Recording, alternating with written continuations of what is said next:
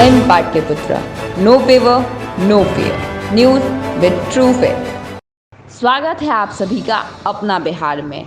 मैं बिहार आज आपको विशाल साम्राज्य यानी मौर्य साम्राज्य की स्थापना के बारे में बताऊंगा। उसकी उत्पत्ति और कहां तक फैला था, कब तक उसका शासन चला था, इसके बारे में बताऊंगा। तो आइए जानते हैं मौर्य साम्राज्य को, एक विशाल साम्राज्य को जिस पर महान चक्रवर्ती सम्राट अशोक ने भी राज्य किया था। भारत की पहली साम्राज्य मौर्य साम्राज्य द्वारा नंद वंश को बदल दिया गया था। मौर्य साम्राज्य और बौद्ध धर्म का इस क्षेत्र में उभार रहा है, जो अब आधुनिक बिहार को बना देता है। 325 ईसा पूर्व में मगध से उत्पन्न मौर्य साम्राज्य चंद्रगुप्त मौर्य ने स्थापित किया था, जो मगध में पैदा हुए थे। इसकी पाटलिपुत्र आधुनिक पटना को राजधानी बनाई गई थी। मौर्य सम्राट अशोक, जो पाटलिपुत्र पटना में पैदा हुए थे, दुनिया के इतिहास में सबसे बड़े शासक के रूप में जाने जाते हैं। मौर्य साम्राज्य भारत की आज तक की सबसे बड़ी साम्राज्य थी। ये पश्चिम में ईरान से लेकर पूर्व में ब्रह्मा तक और उत्तर में मध्य एशिया से लेकर दक्षिण में श्रीलंका तक पूरा भारतवर्ष में फैला था। इस साम्राज्य में पहले राजा चंद्रगुप्त मौर्य ने ग्रीक सत्राप को हराकर अफगानिस्तान के हिस्से को जीता। इनकी सबसे बड़ी विजय ग्रीस से पश्चिम एशिया तक के यूनानी राजा सेल्यूकस नेक्टर को हराकर पर्शिया का बड़ा हिस्सा जीत लिया था और संधि में यूनानी राजकुमारी हेलेना से विवाह किया, जो कि सेल्यूकस नेक्टर की पुत्री थी, और हमेशा के लिए यूनानियों को भारत से बाहर रखा।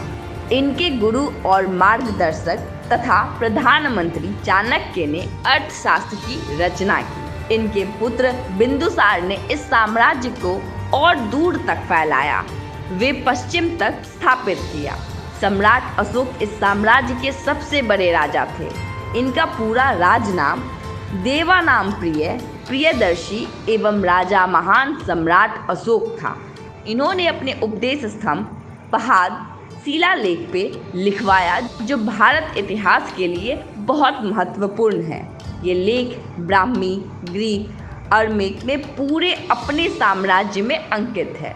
इनके मृत्यु के बाद मौर्य साम्राज्य को इनके पुत्रों ने दो हिस्से में बांटकर पूर्व और पश्चिम मौर्य राज्य की तरह राज्य किया। इस साम्राज्य के अंतिम शासक बृहदत्त को उनके ब्राह्मणी सेनापति पुष्यमित्र शुंग ने मारकर वे मगध पे अपना शासन स्थापित किया।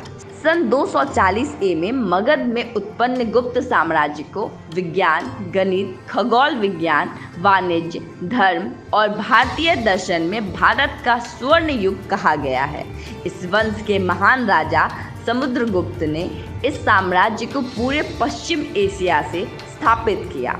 इनके पुत्र चंद्रगुप्त विक्रमादित्य ने भारत के सारे विदेशी घुसपैठिए को हराकर देश से बाहर किया, इसलिए इन्हें सकारी की उपाधि दी गई। इन्हीं गुप्त राजाओं में से प्रमुख स्कंदगुप्त ने हुनों का आक्रमण रोका और उन्हें भारत से बाहर भगाया और देश की बाहरी लोगों से रक्षा की। उस समय गुप्त साम्राज्य दुनिया की सबसे बड़ी शक्तिशाली राज्य थी।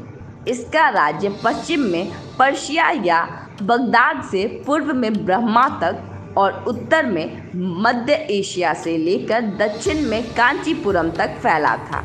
इसकी राजधानी पाटलिपुत्र यानी आधुनिक पटना थी। इस साम्राज्य का प्रभाव पूरे विश्व में था। रोम से ग्रीस, अरब से लेकर दक्षिण पूर्व एशिया तक था। आज के लिए बस इतना ही। अगले भाग में आप मध्यकाल बिहार को जानेंगे।